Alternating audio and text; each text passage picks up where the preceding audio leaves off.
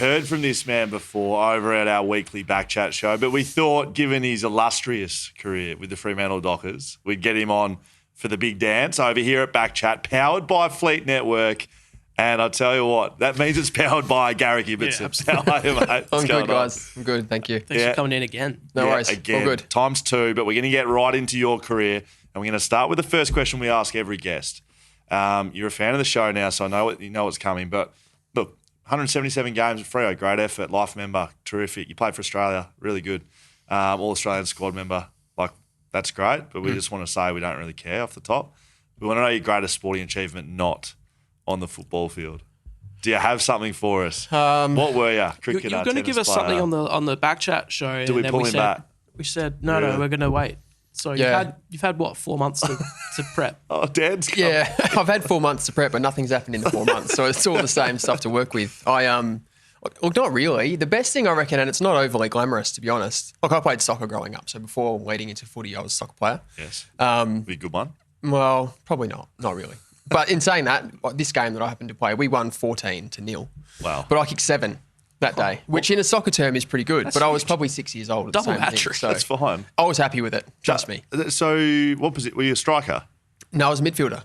So, but it's like you're playing on a tiny field. There's probably about 8 people on the pitch when you're that young. So that's like Dan's 5 or 16 was against like children as well. So I was also a child though. You have to keep. So was Garrick. Child prodigy. Yeah, exactly. Yeah. So you were a soccer player growing up? Yeah, I was. Yeah, only because my primary school didn't have a footy oval, so led into soccer and then switched from soccer to footy at about, I reckon 13 or 14. Do you reckon that transferred skills? Like I just think of Sam Butler. He was a big soccer guy growing up, and he always used to say that things he'd learnt playing and growing up transferred into footy.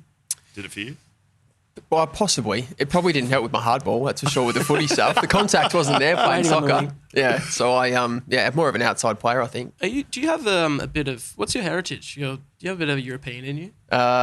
So Dad was born in England. Right. Shifted over here when he was 5, I reckon.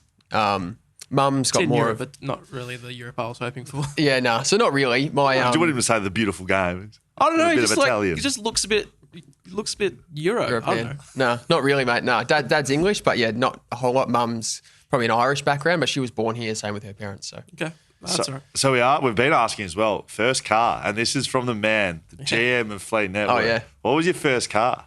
So I got my license 2005, so 17 back then. Yes. It was a 1991 Subaru Liberty manual sedan.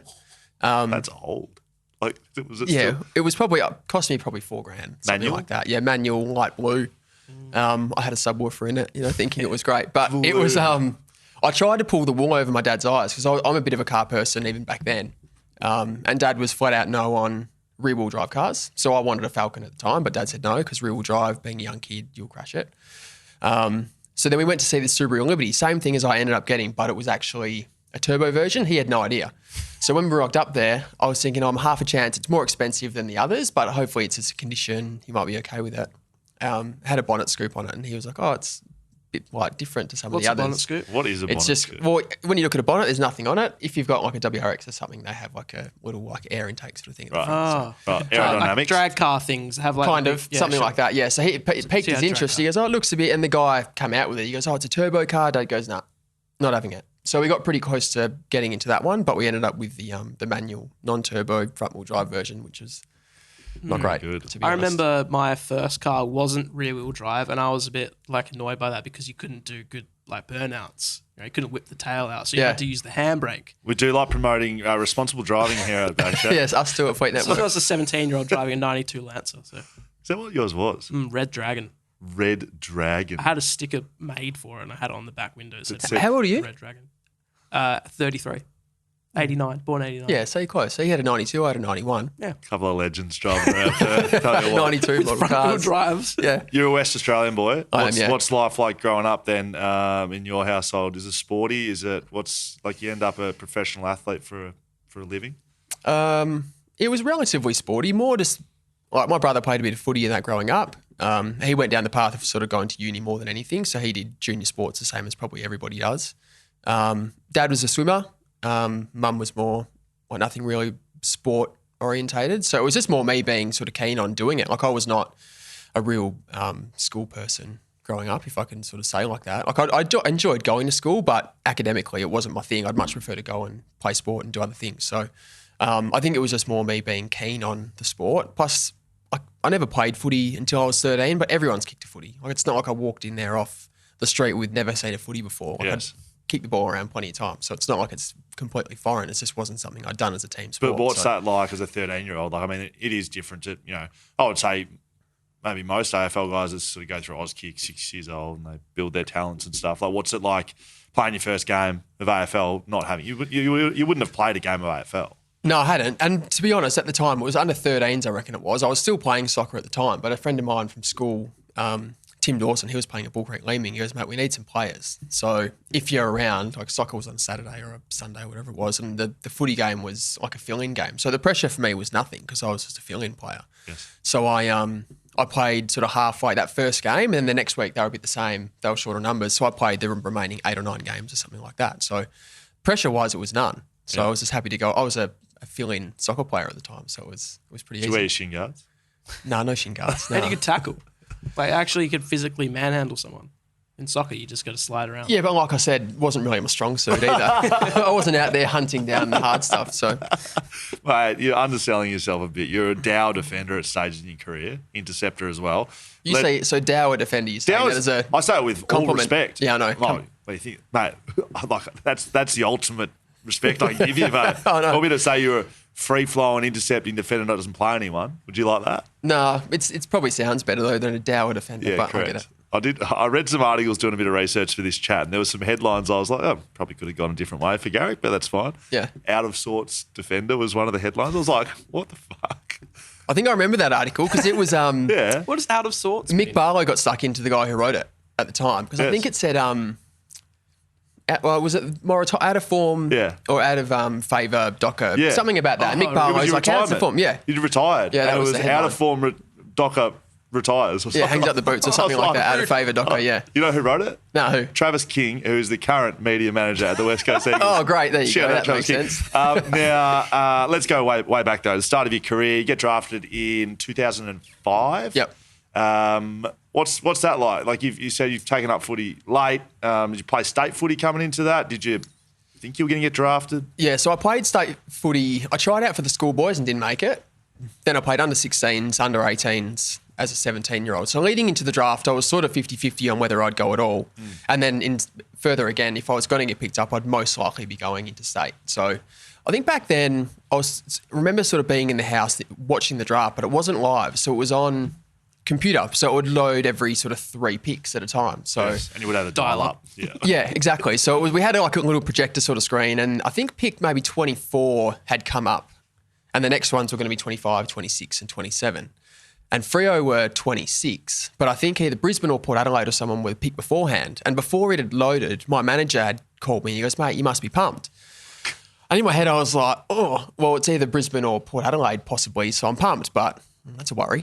Right. So But you wanted then to stay home. it wasn't until I preferred to. Yes. And I think even going back, I didn't think about it much at the time. When I interviewed with Port Adelaide at the draft camp, they asked me, would you prefer to stay at home or go into state? And I said, I don't really mind, but staying at home would probably be my preference. And I reckon I don't know whether it hurt me or not, but I ended up at Freo, which is great. But, That would have been Choco Williams, wouldn't it? yeah, it was. And the thing, so I can't remember much else from the draft camp, to be honest, but the interview with him, I was sitting there and there was Choco Williams and a few others sitting there. Nick Moylan would have been another guy. Probably. And so I was sitting in a chair like this. There was a few chairs around and they were sort of talking amongst themselves. So I come in and I was just sitting like this waiting, 17 years old. And he looks over and he goes, why have you got your arms folded?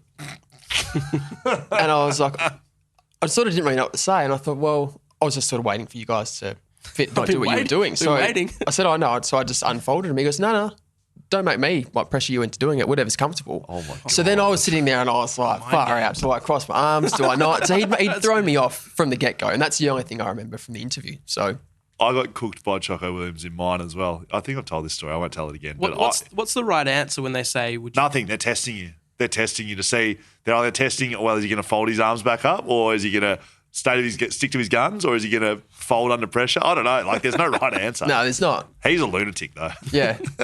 So you get drafted 2005. Don't play in your first year, debut your second year. Is that right? Yeah, so I was 2005 drafted 17. I played the whole year of reserves at East Fremantle 2006. Yeah.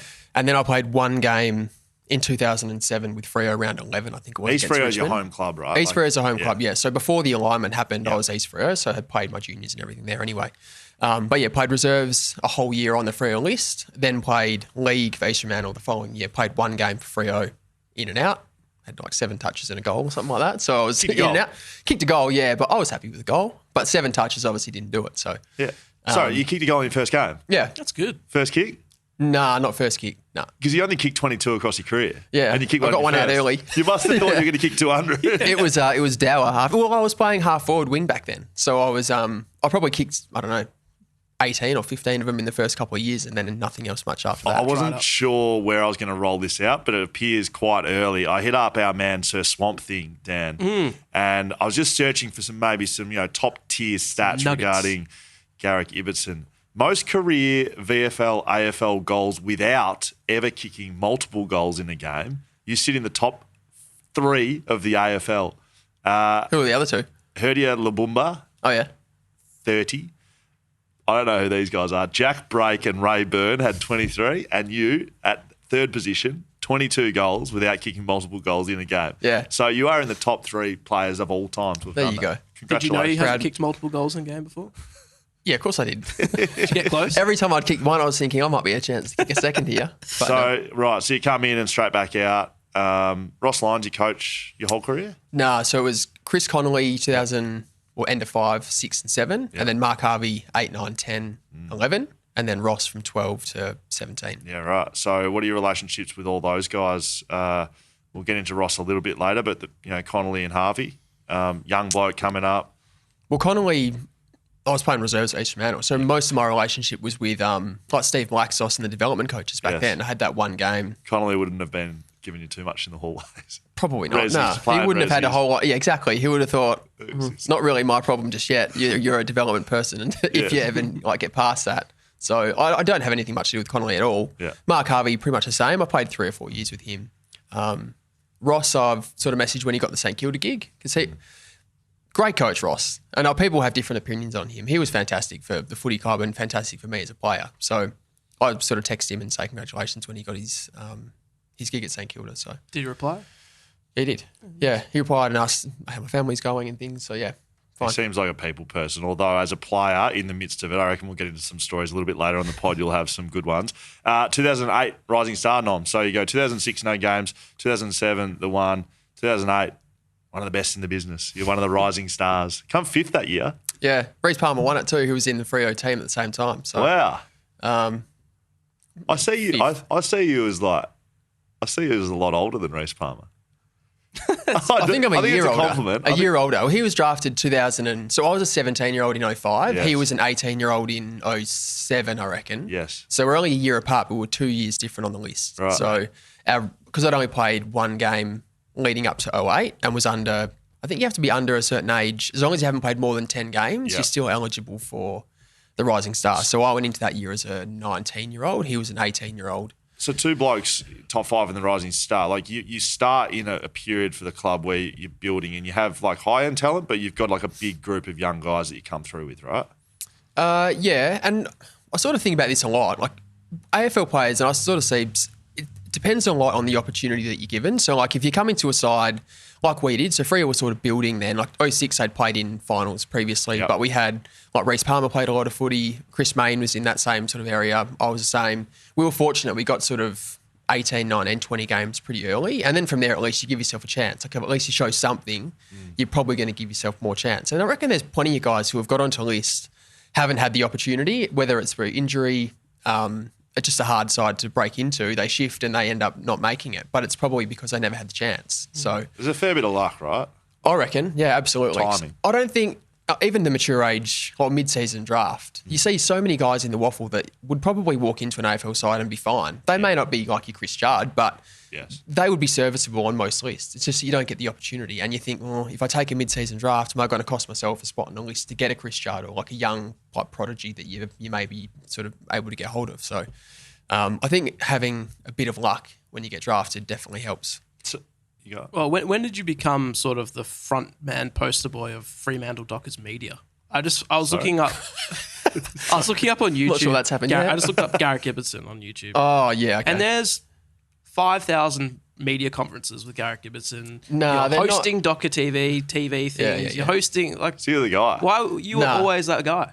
No, well, this is something that was so Ryan Crowley and I used to do a Freo newsroom, and that's what it is. So that's how well I'm going. Like if you search me on YouTube, there's more like of those videos than there is anything footy related. So it's more because I've just been on there and they have to post So them for much of it? content. Yeah, there's so much of it. What was it, a podcast? No, it was a very, very amateur newsroom where we'd bring up a few little bits and pieces here and there, and it was really hard to film. So it was nothing like this. But even like post game presses and like the weekly, they put up one player and the coach. You seem to be that guy. Were you just a good media person?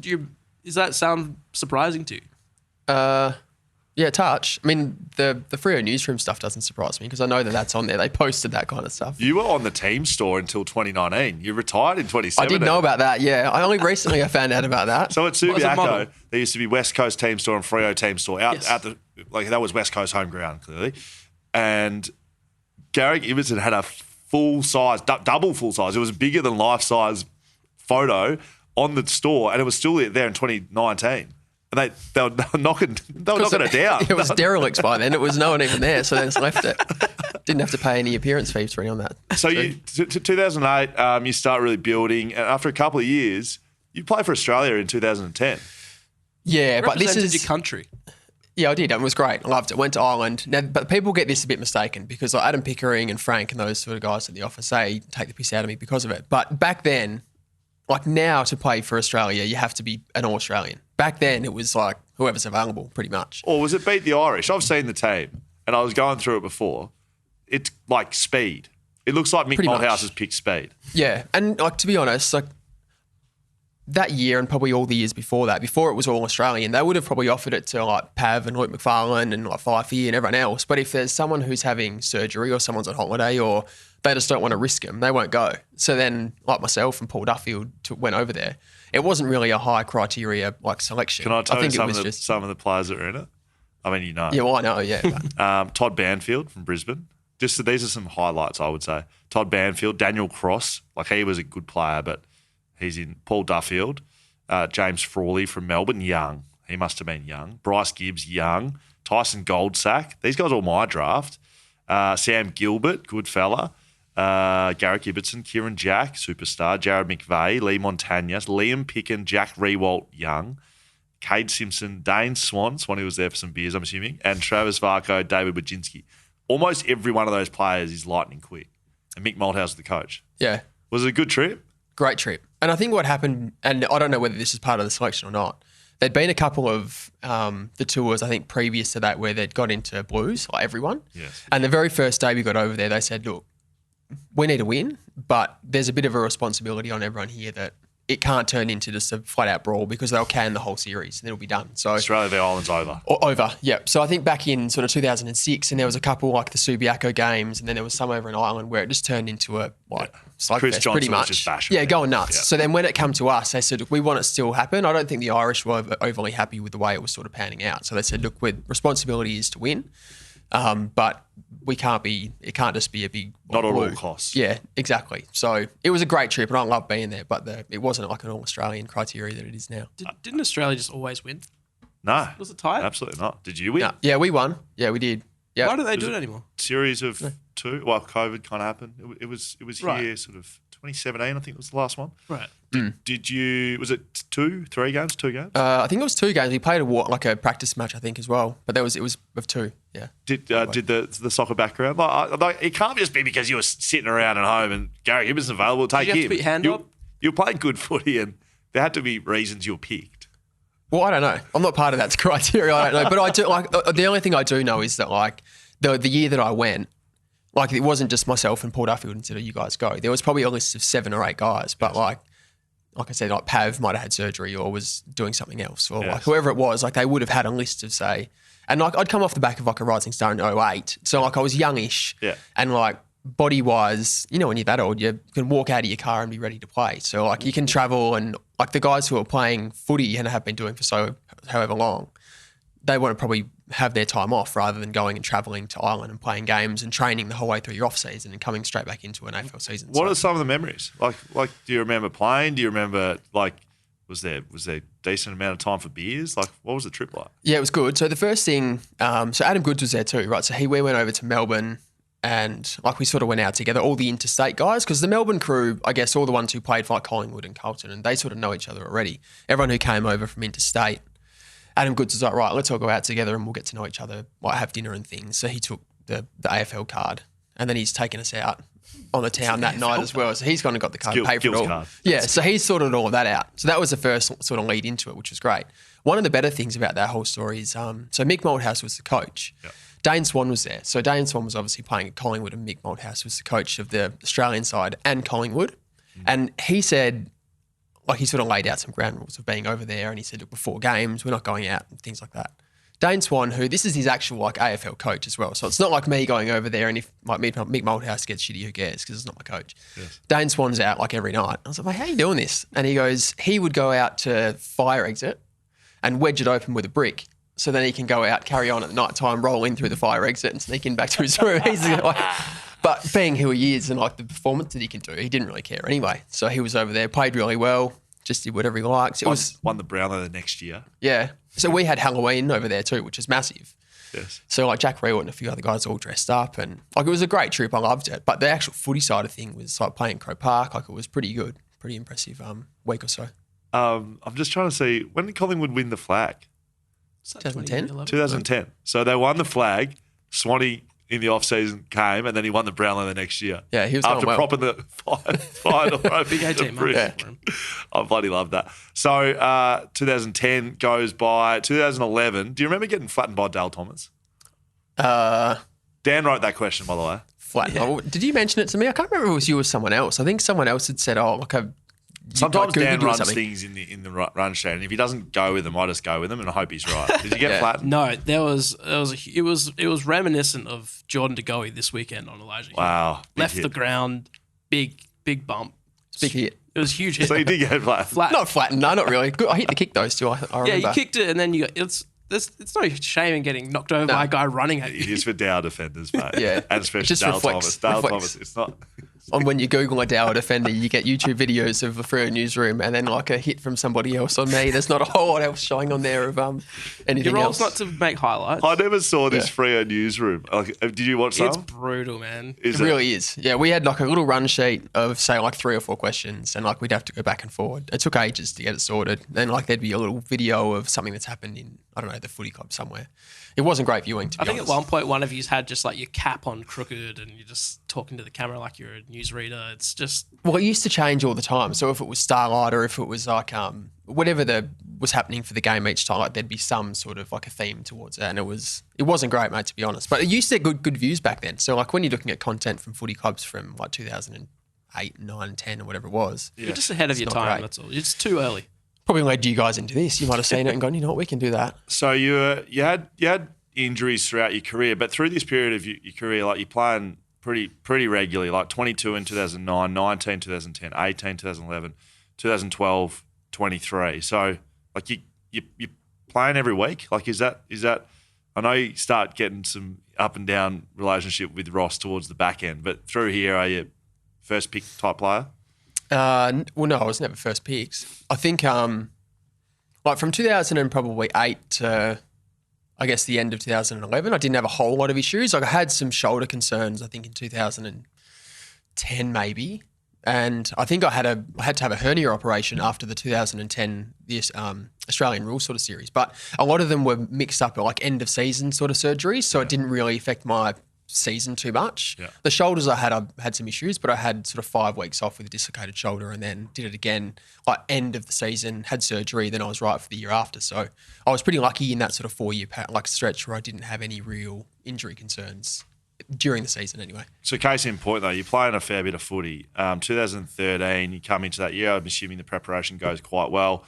You fly to Adelaide for a scratch match in Adelaide, obviously. Yeah. You've got your dates mixed up. Oh, yeah. Do I? Yeah, a little bit. Yep. So it's not the start of 2013? No. Oh, yeah, it is the start of 2013, but it's the end of 2012. So the prep into 13 wasn't great because this is the whole Right. reason behind it, if I think what you're leading into is well, right. okay, so you can go back on the prep, but the 28-13 scratch match, you can't quite get it done against your opponent.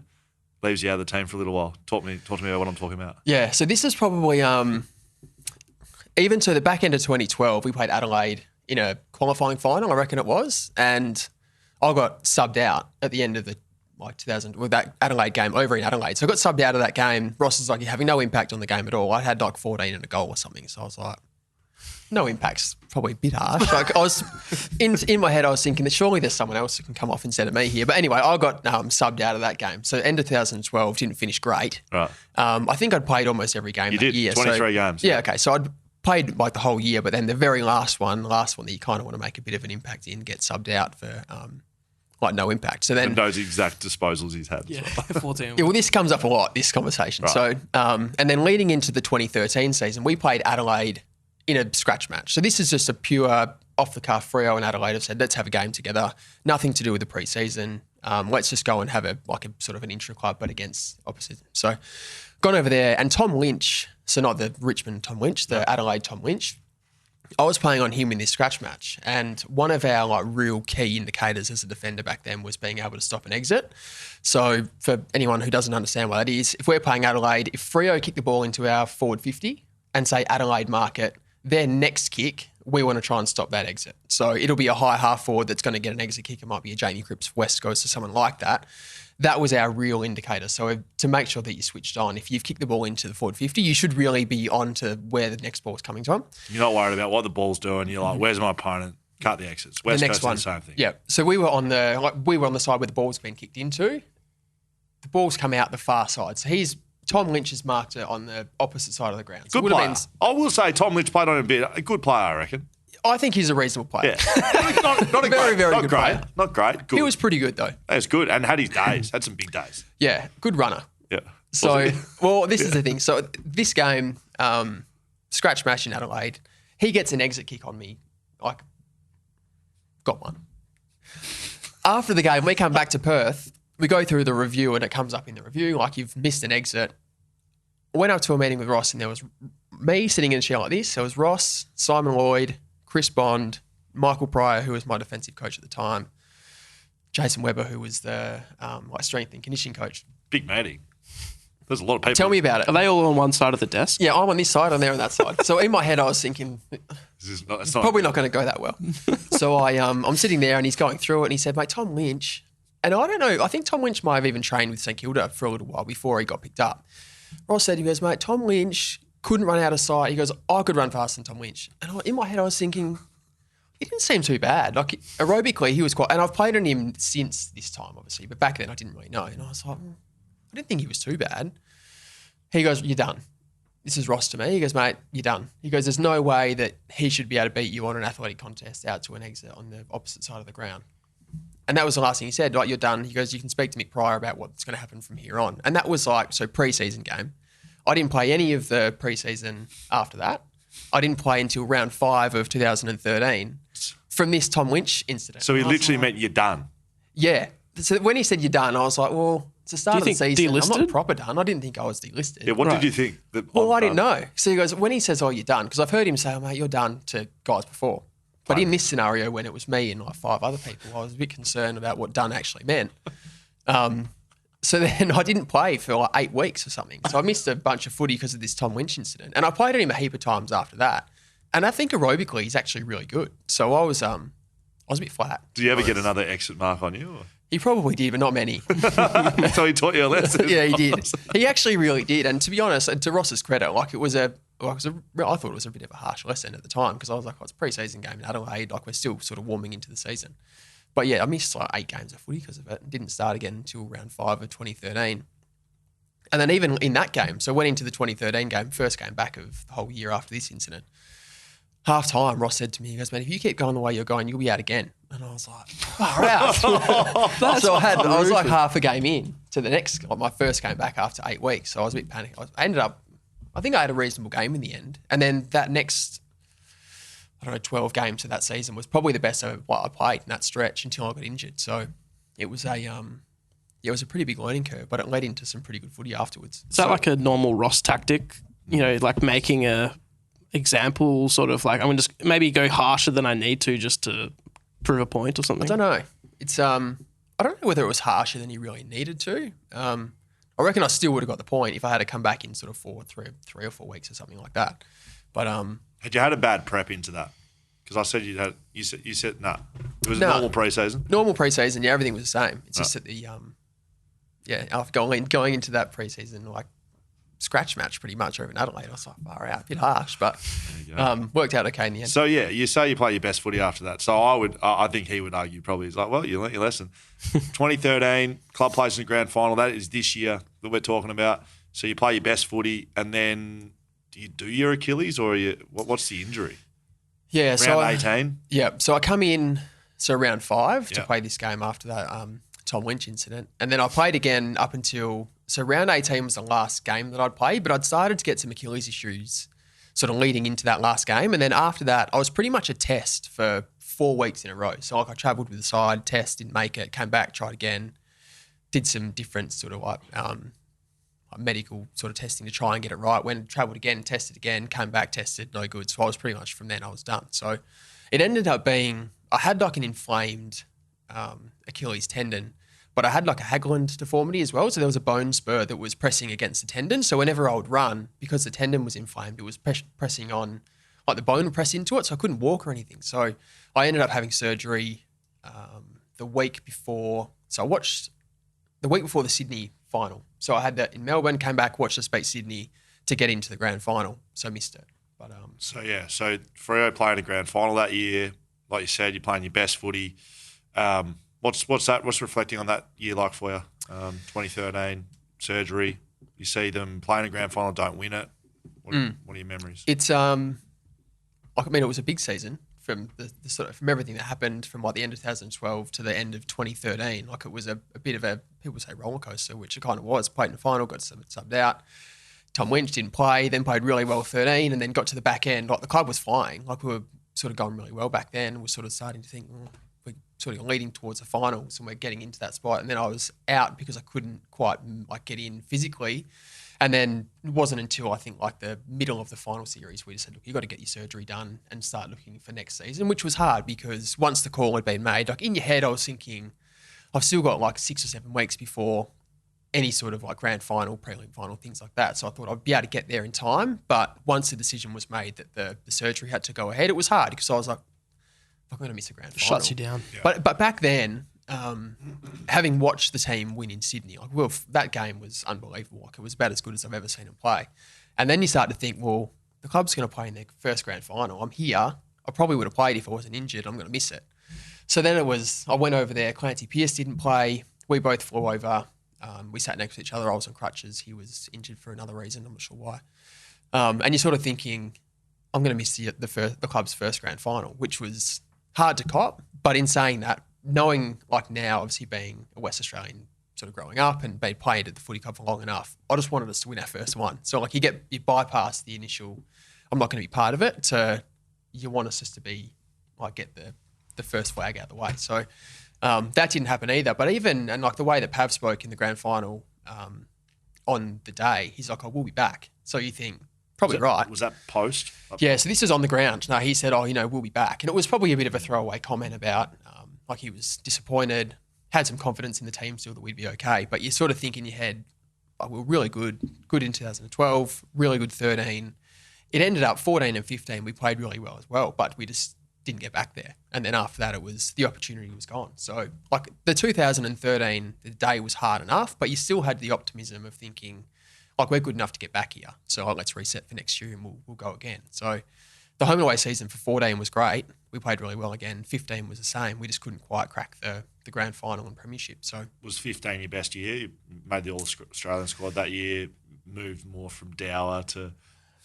Not that you were ever Dower. I don't know why I said Dower. You were one of the best intercept defenders in the AFL that year. So and you finished on top of the ladder? Yeah. Premiers? Yeah. And I think that like when you look back at say 12, 13, 14 and 15, like what Ross's real strength was... like your good players are always going to be good. So like your Fifeys, your McFarlanes, your Pavliches, your Sandilands, like all those guys are always going to be good. But when your team starts to go well, your team elevates, the individuals elevate with it. So like you end up in a point where you're playing in a grand final. There's only 2 teams to watch. So then you get guys like your role players that would have played all season, won't get any media, don't get much attention. They'll start to go, do you know what's important? These guys are keeping this person to 1 goal a game, this person to... So like you elevate the individuals by the team's success. So we sort of went through a period there where defensively we were strong because that's what Ross's game plan was.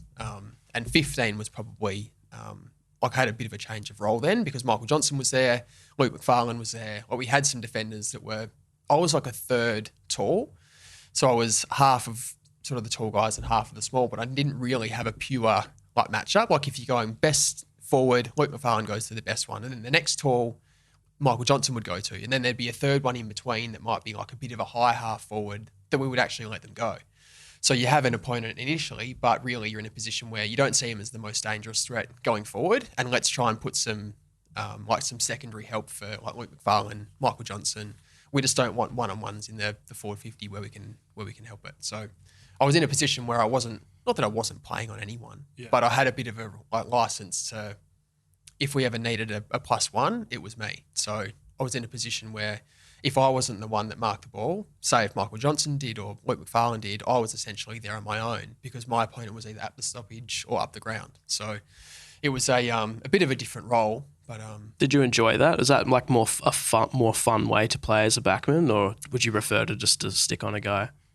There's nothing really fun about playing on like a dangerous forward, like and like you would know playing on like guys that you could have like, and as simple as like you could have 10 like one-on-one competitions. So like Scully could play on a forward, have 10 one-on-ones. If he wins 7 of them, but the forward kicks 3 goals, your day's done. The story about Tom Lynch is my whole career. Like you do literally have 100 actions in the game. You get 98 right.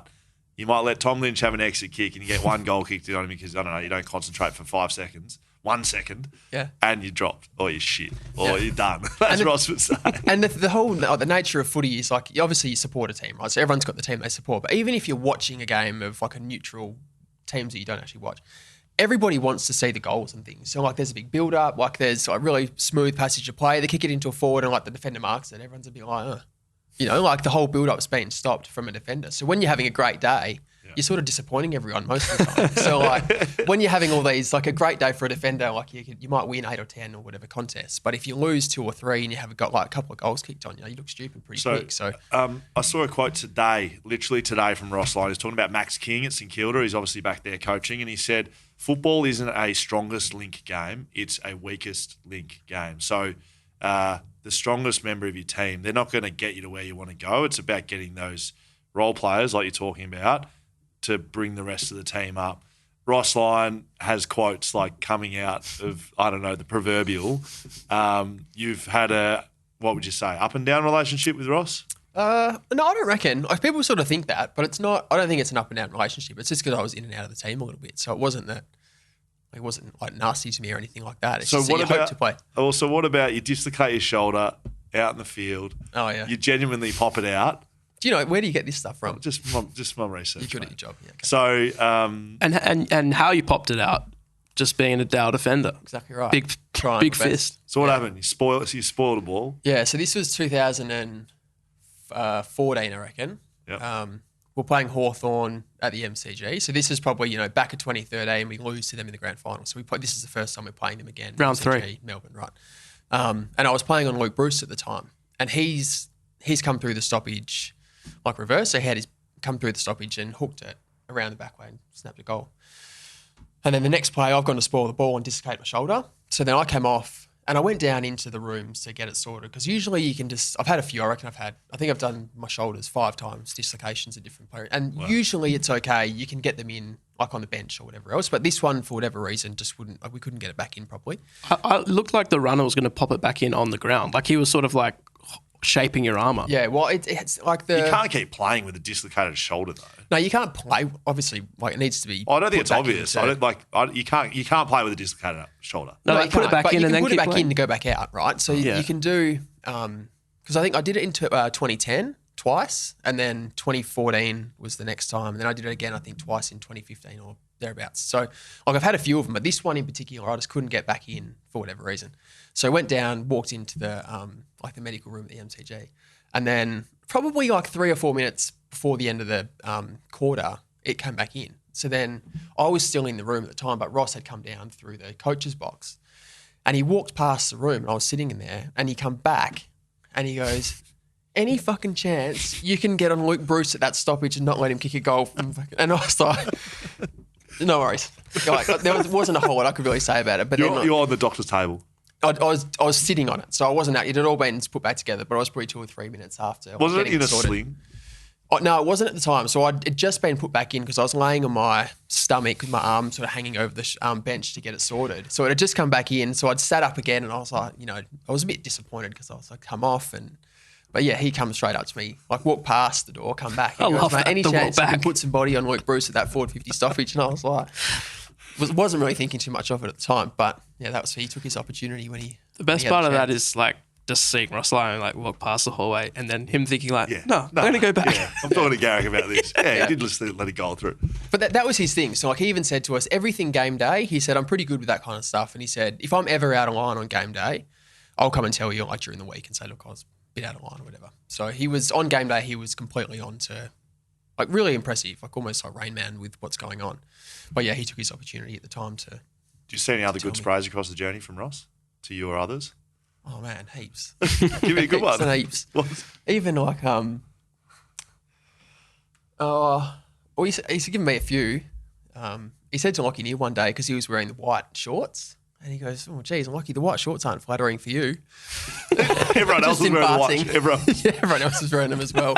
And he said like Clancy Pearce won preseason, like he'd come off, like we would just like maybe first week or something into the preseason, so everyone was sort of saying hello to each other.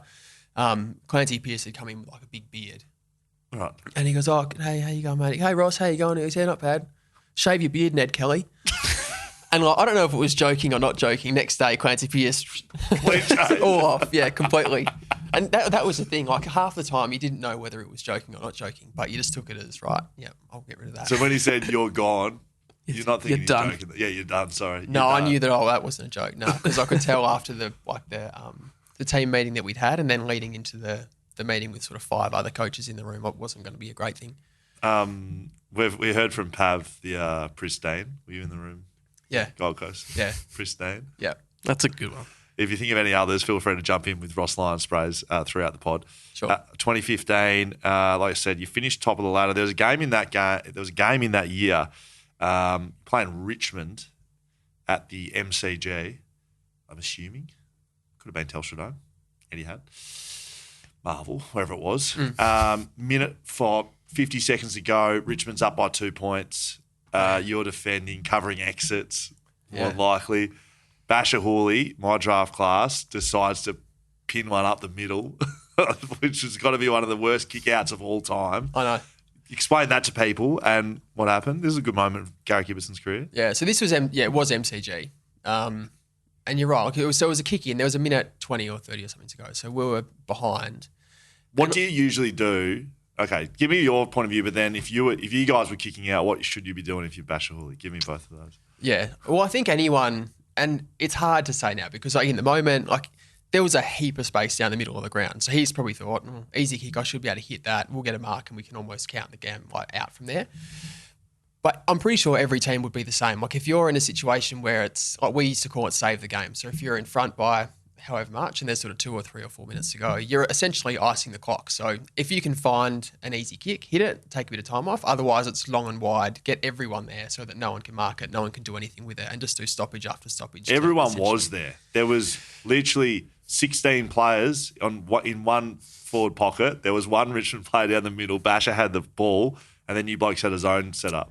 Yeah, so there was pretty much like every player was on one side of the ground, like you say, and then there was like I was in the middle. My opponent was on the other side of the ground, so like you're sort of thinking he's not going to kick it out there.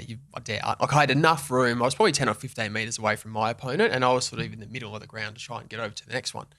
And he just happened to kick it straight down the middle. But it was if it had been a 30-metre kick, it probably would have been okay. It's just that he tried to kick it sort of 50 or 55. Like you don't really realise how much ground you can make up on a ball that goes 55 metres. And he just happened to.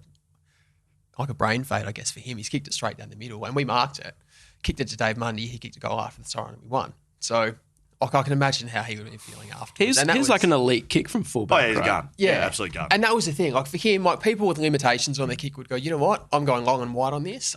There's no risk. That's Garrick. That's Will. Yeah, that's all your dower. Like if that was me, I'd be saying, because if you put your neck out too far, and Ross used to say all the time, he used to say to Paul Duffield a lot. He's like, mate, because he was an elite kick as well. So he'd go, mates, don't bite off more than you can chew, because he'd see a kick and go, you know, if I hit that where it wave, if I miss it, it's pretty high risk. So he had to sort of say to him, mate, how about you like tone down some of these like kicks, hot dogs into the middle, he used to call them. So hot dogs. Yeah, mate, you're hot dogging it into the corridor, like that kind of stuff. So, but Basher was the same. So he was a great kick. So he probably thought, you know, I can hit that. Yeah. It's not a hard kick. It's just that it was too much hang time. And do you remember, because you in that video, you sort of like you start running almost before he's kicked it. Like, are you thinking surely he's kicking it where everyone else is, but you sort of start to anticipate it in your head? You're like, I can't believe he's going up the middle. Yeah, well, I guess. Yeah, I don't really know, but yeah, you just start running before he kicks it. So you obviously like watched elite anticipating. Yeah, anticipation. Well, he's a left footer, right? So if I was on the opposite side to where everybody else was. So in my head, I'm like, he's got to kick it over the other side, but he's run out to the point of the square, point of the goal square, the side that I was on. So I was thinking, he's not going to run out here and kick it way over there. Like, it's not the time to be trying to like fool the opposition. Like, you just need to kick it to where you need to kick it. So then once he'd come to that sort of spot, I was thinking, must be a chance to sort of have a crack at it. So last one on Ross Lyon. Yep. Did you were in rehab a fair bit over the journey? Did you always do your rehab under Ross? Any specific times you didn't? No. So this, not injury wise, I'm not sure if you're leading into it. I don't know what I'm leading into, actually. Someone sent me this question. Shout out Frank Agostino. Yeah, so this wasn't anything to do with rehab. So this was like pre-season training. So this was before a game. So leading it, whenever we'd travel, we'd have to do, like we'd fly in on say a Thursday. We'd go for a bit of a walk on the Thursday night and we get there. Friday, we'd have to do like again another team walk, and then in the afternoon there'd be ice baths and that around. So you'd have to go and do your massage, you do physio, you'd have an ice bath, and then the game day, it's sort of your day to do whatever you wanted to do. So myself, Mick Barlow and Lee Spur, we would always go for a swim on the day of the game, so morning of, regardless of whether it was like, when we used to play those Adelaide games at like 11 o'clock, we'd be up at like 6 in the morning going to like driving to the beach. So we did it every game. And this one game, we couldn't, like it was too far to get to like the beach and that in time or something. So I didn't do it. So the Saturday when all the ice bars and that were out, I didn't do mine because I was like, I'm going to go and do my swim in the morning. So I'll sort of tick that box on the morning of. But we played, I think it was like in Tassie or something, I reckon the game was, and we got hammered. And at the end of the game, I was sitting in the front row and Ross goes, who didn't do their ice baths yesterday? And straight away I was thinking, I didn't. But surely there must be others that haven't if it's a question like that. So I was thinking straight away, like honesty first, I didn't do it. Hand up. I didn't do it. Hand up. And I think Krause was next to me as well. He was the same, maybe he didn't do it. I put the hand up and I was sort of thinking in my head, I haven't heard a whole lot of like movement behind me. And I looked around and there was like almost no one else. It was just me and him. And then so he told a story when he was at St Kilda about Lenny Hayes, who was like a superstar. And Ross loved him because of the type of player that he was. So Ross went in and he said, ice bars. He said, mate, when I was at Melbourne, he goes, freezing cold, I'm sitting in my hotel room, having my breakfast, scratching my ass, and I look out into the pool and there's Lenny. So Ross is walking up and down this thing and he's got his hands on his head and he's going, there's Lenny chugging away. So this is leading into the Lenny story. And he goes, mate, if it's good enough for Lenny Hayes, it's pretty much sure it's fucking good enough for Garrick Ibbotson. And I was like, so then I didn't play again for like a game or two after that. So I was out after that too. So like in my head, I was thinking, well, like no one else is going to do these. Like I'll go for a swim at the beach. Like in Tassie, we used to swim in this like lake, which was freezing cold. Yes. And we'd get down there every morning regardless. So I was like, no one else is doing that. So I'm like, I'll go for my swim on the Saturday. I'll do my swim in the game day in the morning. I'll be fine. But then sure enough, check the ice bars. I wasn't in it. So I missed a couple of games after that. So here's Lenny. Lenny. Yeah, and that was part of it. So everybody else, because this was like a team meeting, so he told that in front of everyone. So like the guys now, Mick Barlow and like the WhatsApp group that we've got now, people talk about Lenny all the time because everyone thinks it's great.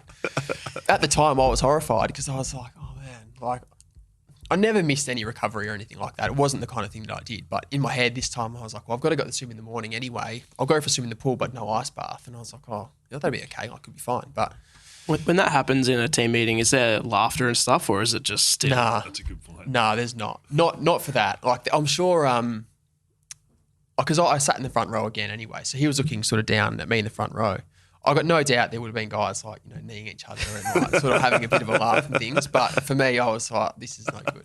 And it's the same thing. So like when he's had spray with like other people in the room, when it's not directed at you, like you know that's going to be a funny story later down the track. But for the poor bloke that's going through it, like he walks out of the room and everyone turns around and like has a laugh and stuff. Yeah, and that's the thing. Like later at the end of the year, like we would mention all those sort of things. And like Ross would laugh, like he'd think it's funny at the time too, because it's gone. But at the time, I was thinking, far out, this is no good. So let's pull back to footy a bit. So 2012, 13, 14, 15, do you look back on that period as missed opportunities, or are you content, or how does that period feel, given you had real dominance of the footy club? Yeah, I probably do think of it as a missed opportunity, only because, Ross came in. I think we played in the finals in 2011 anyway under Mark Harvey, but then we had...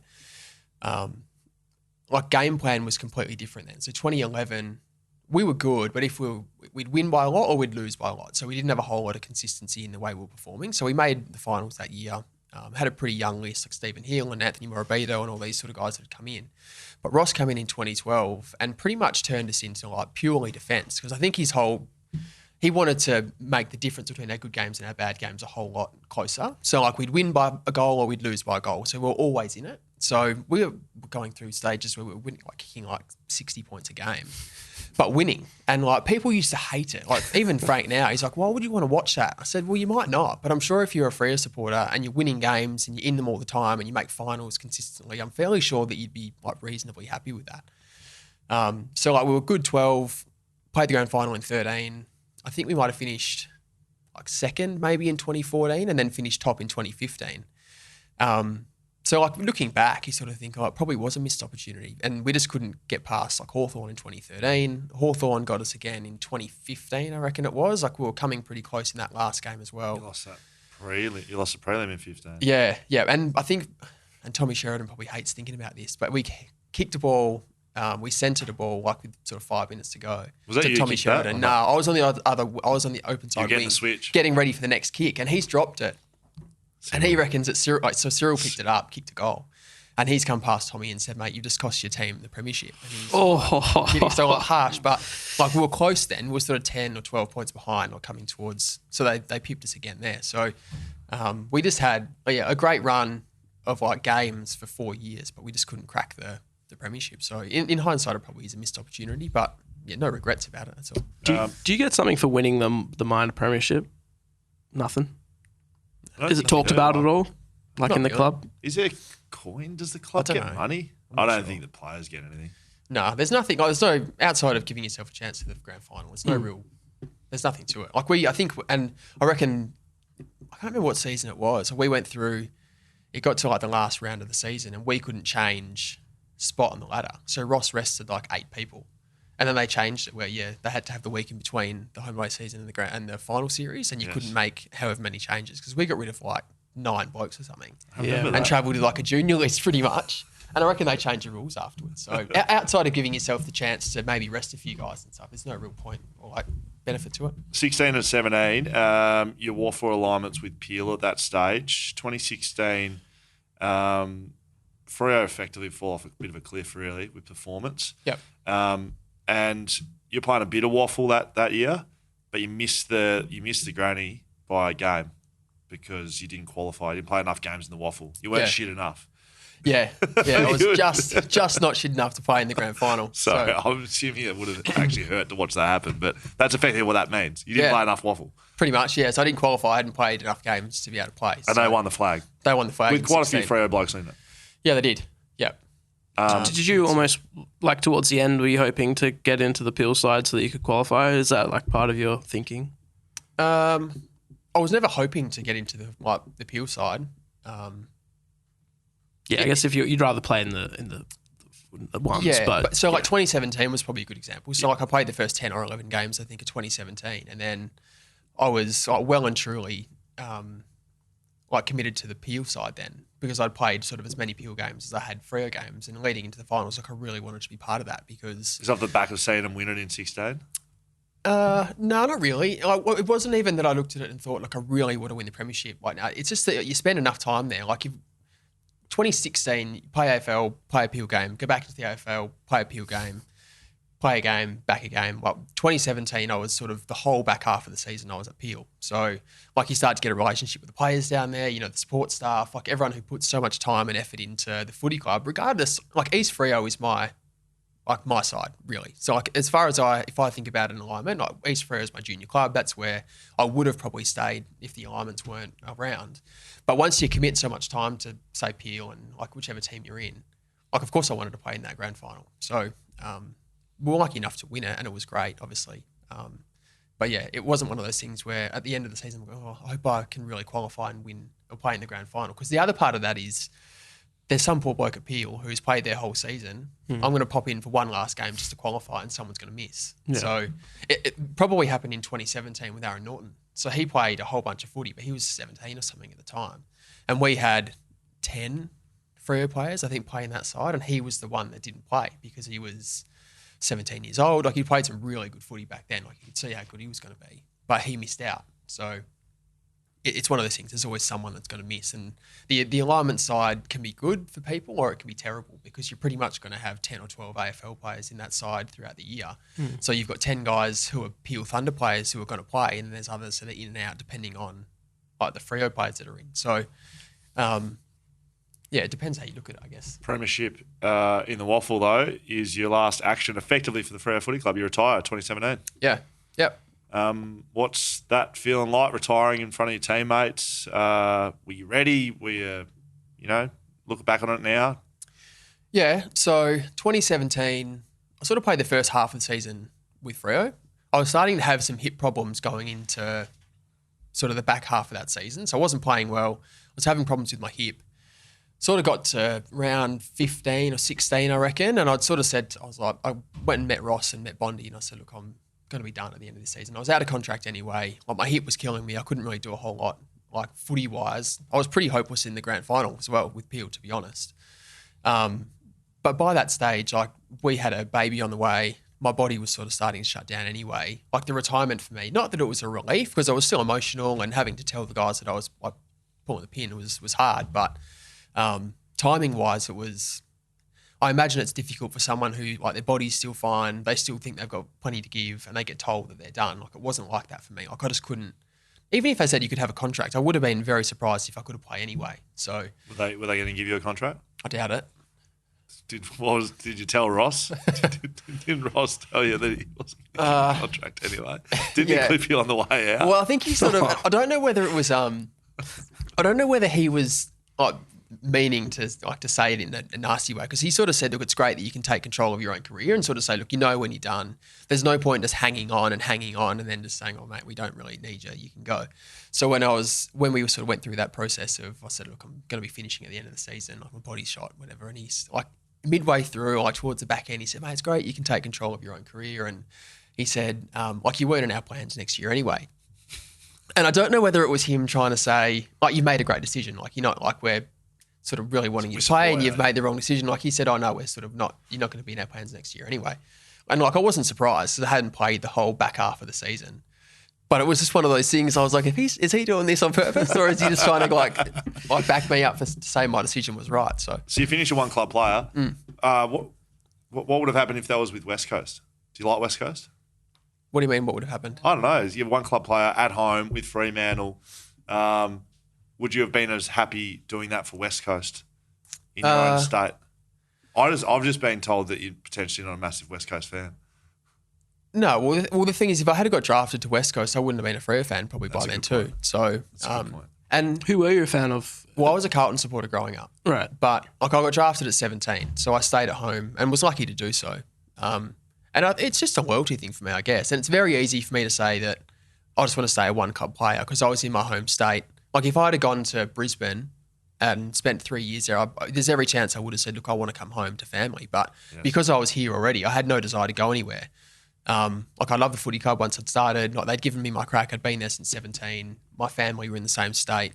And once you've sort of set yourself into a club like that, you get so invested in it that I had no desire to go anywhere else. And like the West Coast thing, it would have been the same. If I had gone to West Coast, I would have had the exact same feelings about West Coast and the same feelings then to Freo going, well, they're the opposition. And it's just one of those things. Once I was in and part of the footy club, I didn't have any interest in going anywhere else. And I was just so like proud to be a Freo player. And like if people say, oh, if you could do it all over again, would you go to like a club that's going to win a premiership? And I'm like, I don't even know if I can answer that question because I'd love to do it all over again with Freo and see if we can maybe crack the first flag with them. But like it's a hypothetical question. I didn't even ask you about derbies. Do you have derby memories? Was that big for you personally, footy club derbies? I love the derbies, and I was actually thinking about it on the way here. I had a look to see what the ledger was because when we started playing, like I think I played 14 times and won 8 and lost 6, but I reckon there was a time when like we won about 6 in a row. And then West Coast won like 10 in a row. Like there was never really a time that I played when it was we won 1, you won 1. Yeah. It was almost like different stages the whole way through where there was never really a period where it was, who's going to win? Yeah, who's going to win? Yeah. It just seemed to be like, and there was games where like we kicked, I think the first quarter of one game, we kicked like 10 goals or something to 1. West Coast did the exact same thing to us like the next time. It was just one of those things. Like I loved the game and it's more the people that you see in the street and people that you like, even now, like you see how passionate people are about their footy club. And growing up in WA, I just like, I look at a showdown, I think, yeah, great, but it's a showdown. I don't understand it because I'm not over there. But here, because you live here and you understand it, I used to love just playing in the game. Did we have any moments? Us? Yeah, you and I. I don't think so. I'm not actually leading you into anything. I'm just asking. I probably didn't see you. Want to get off your mind at all? I don't think so. No, after you already clipped me, like in the Peel Thunder days, I reckon that was it. Oh, that's right. Sounds about right. Just quickly, just thinking back to 2017 Waffle Grand Final. Was that the last game played at Subiaco? Last game of AFL of football? Me? Yeah. Or, no, but like in ever. Oh, ever? Yeah, I don't know. The new stadium started in 2018. So you may have played in the last game of football on Subiaco. When was that? Where was the next Waffle Prem? Optus, 2018. Yeah, Optus Stadium started 2018. Yeah, maybe in that. Yeah, you're probably right. Yeah. It did exist for 2018 though, because we still had facilities there. So I'm just wondering if they played games there or not. Oh, like Subi or something. We were training there. Yeah. Post footy career, mate. You finish up, like you said, content, good timing. What's the journey been like for you outside of footy?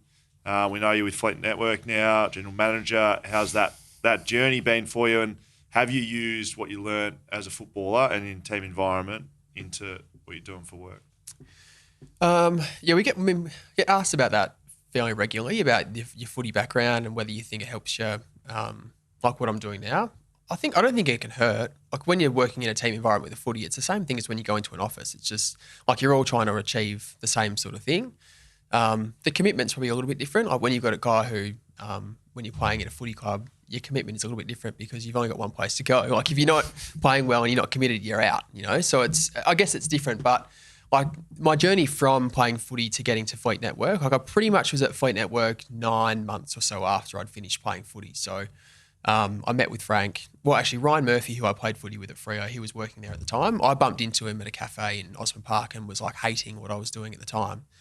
And he said, you should come meet like Frank. We're looking for a new consultant. So I went and met him the next day, and then I'd started there sort of 2 weeks after. So the transition was pretty quick, and I've been there sort of 4.5 years now, and been very lucky. Sort of Frank's been, I guess, my mentor since I've been there. I haven't had a whole lot of like business experience outside of Fleet Network, really, to be honest. So having him there, and even still now, like we see him, he's got other things outside of Fleet Network that he does, but we see and speak to him almost as much as I speak to my wife, pretty much. So you blokes have got a workout routine, you got text message, WhatsApp groups. You're pretty tied in the Fleet Network. Yeah, we are, and that's like, you know, Frank's a footy background. Adam Pickering, who's there, he's a footy background. Like if most of the guy consultants there all play footy as well. Some of the girls play hockey. Like everyone in the business has pretty much got some sort of a sporting background, and part of the reason why we hire that way, it's based around like a team environment, and like culture is very important for us at Fleet Network. And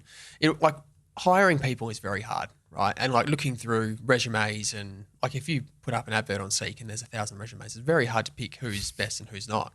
But if you know somebody and you know what they're like, you're sort of halfway there already, because you can train most things. You want to have someone who's got the right attitude. So that's where we sort of lean towards that at Fleet Network, and we sort of get a great bunch of people that we've got now that are all willing to do sort of over and above for Fleet Network, but it's also the same as, and like Ross was advocate for this, for and with. So if you do something for someone, they'll do something with you. So we try, and we're not perfect. Like you're never going to be perfect with who you hire and things, but we've got a really good crew there, and we sort of think we're on the right track. I think discipline-wise and stories you've told today, I would be very surprised if you haven't learned a lot through your sporting career that you're using every day. You tell a funny story about missing an ice bin, but like how that reflects too in like the business world would be like, I don't know, if you get told to do something, you got to do it, or I don't know, little things like that. So like you look back on those things like, well, I didn't do my fucking ice bin, but like it's an action that's your boss has said do it, and if you don't do it there, you're out of the team. Yeah, so, and you're probably right. Even like just being there. So like we work pretty long hours, but it's a whole lot easier to sort of be. And accountability is something that the same footy clubs are very like an accountable environment, same as a workplace. The way that you deliver some of your feedback is probably different when you're comparing with a footy club compared to, say, a work environment. But some of the basics are definitely there. Like you say, you miss an ice bath when you're supposed to. You know it's not the right thing. Yes. It's very easy to say to someone, like, if you've commit to something, and this is what we sort of try and do a bit as well. We try and get the whole business involved with like our strategy and things like that, so that once they have committed to it themselves, it's a whole lot easier to say to someone, look, we asked you if you thought there was any issues with it. You guys have committed to it as well.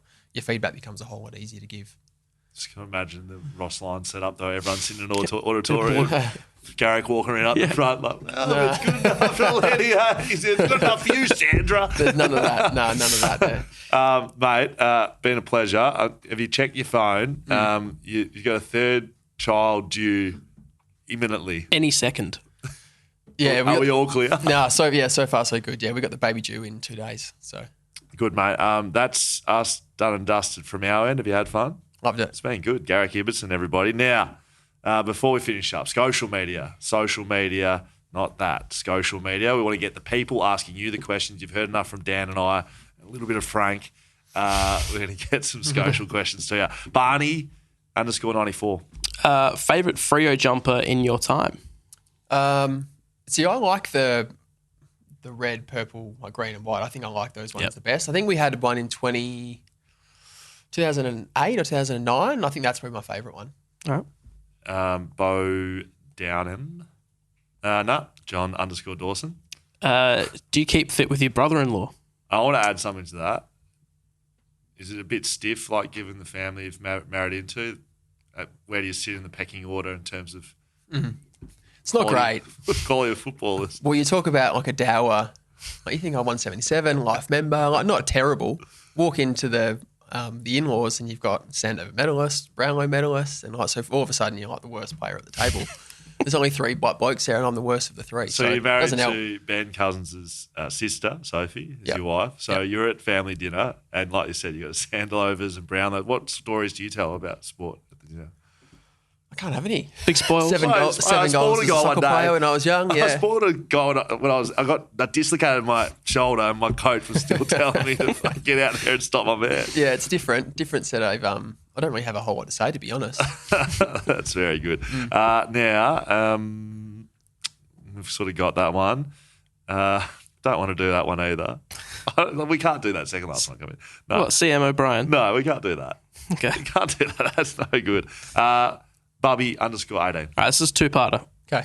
Firstly, most underrated player you've ever played with? Underrated. It's quite good, actually.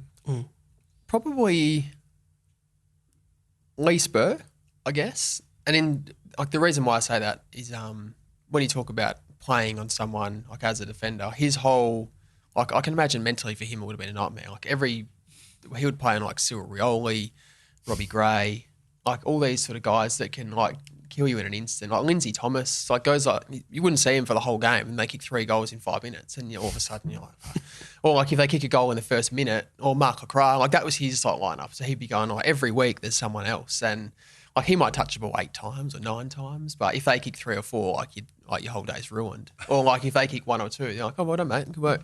But no one really cares. So that's like for him. Sounds like you only got 6 kicks. Yeah, he was always had like his like stitches in his eyes, and like he just had a horrible way of playing footy, unfortunately for him. But he's probably the guy that, like, when you think about what we had, like defensively. Your backline was elite. Like, so you had some proper backmen. Well, it was pretty good, and like so Lee Spur was probably the part of that. He was the one real lockdown offender, and Luke McFarlane probably was the second one. But then there was like Paul Duffield, Cam Sutcliffe, Clancy Pearce, myself, Michael Johnson that rotated through there for sort of 4 years was about it. Zach Dawson was floating around there. And Zach Dawson, yeah, so he was a real lockdown as well. So you talk about those sort of guys, they're the ones that really had the job of stopping like the opposition's best forward. So like every single week you're thinking, all right, so Cyril Rioli's just like tore me up. Now I've got to roll into Robbie Gray. Like if you have a couple of good games in a row, you're great. But if you have 2 bad ones, you're not walking into any real easy ones after that. So second parter is greatest docker, Pav or Fife? Or unless you want to bring in a third, it takes over those 2. I still think, I don't know if we spoke about this before, I still think that Pav is the best docker. Like looking at, and I think Pav and Fife are the 2. Dave Mundy's like longevity wise, like he was a great player, Dave Mundy. Like it's unfortunate for him because you probably think of like he's not in the conversation with those 2, but he was a like ridiculously good player, and he's not far behind. But I think Pav for me is the one that's the real greatest docker. Like Fife, he's had his seasons. Like he's had when he goes really well, he's like unstoppable. But he's had injuries and things, and I just sort of see if you're picking a team, you want a big key forward like Pav. And for what he did, considering like the first half of his career, Freo weren't going that well either. So like he was loyal to the club. He's come over from Adelaide. He could have gone back a number of times. As a leader, the way that he was, the way that he performed, I still think he's probably the number one. Would you change your call if in the next 2 years, 3 years, seeing though Fife has just signed a 2-year deal, Freo win a premiership and Nat Fife is a premiership player? Change your mind?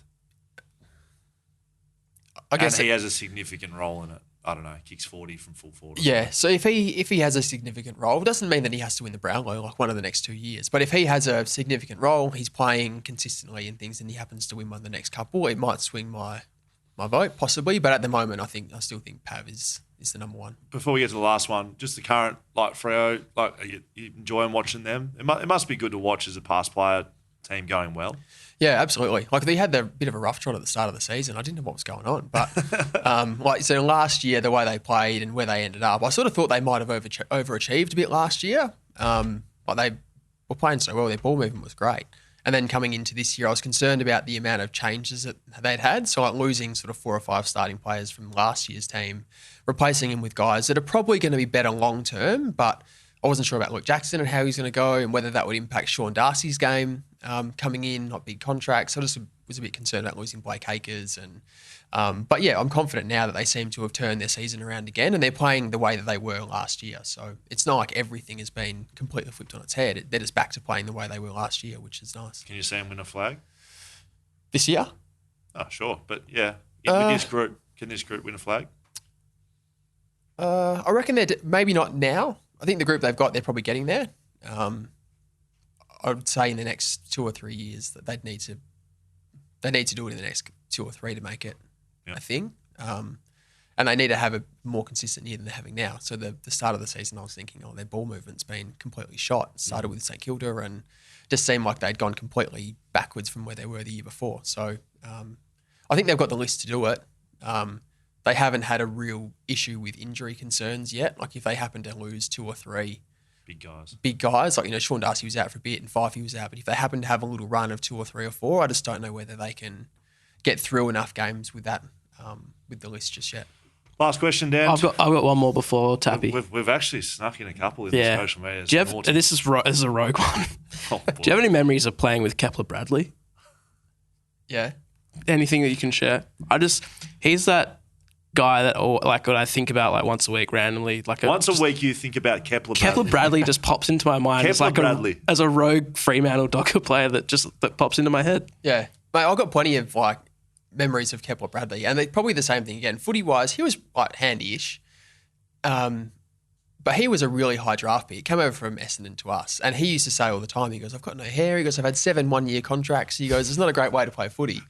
But like we used to do a whole bunch of like leadership training when probably 2010-ish it probably started. And he came over and he said, the issue that I've got is everyone, as soon as he opens his mouth, they think he's going to say something funny. So no one takes him seriously. Right. And after being there for a while, he's spot on. Like the way that he speaks, like the things that he says, like some of the, like, I think even like he used to go through and like he loved VB. And like he went through to the bottle shop one day and he's like, oh, just a carton of VB, thanks. And the guy at the counter goes, oh, mate, yeah, we've got, they're like $50 for one, but it's $90 for two. And he goes, well, yeah, I'll take two. And then he goes, if you buy a third, it's $30. He said, mate, stop. Because he goes, if you keep doing this, I'll end up with 50 of them. So he said, just stop at 2 and we'll be done. And he's the kind of guy that was like that great person around the footy club. Like he'd go down to the Saint because he lived that way in the off season and he'd put like $100 on the bar, go down there on his own and he'd just tell the bar person, look, every time I'm empty, just replace it, take the change and I'll just sit here until it's done.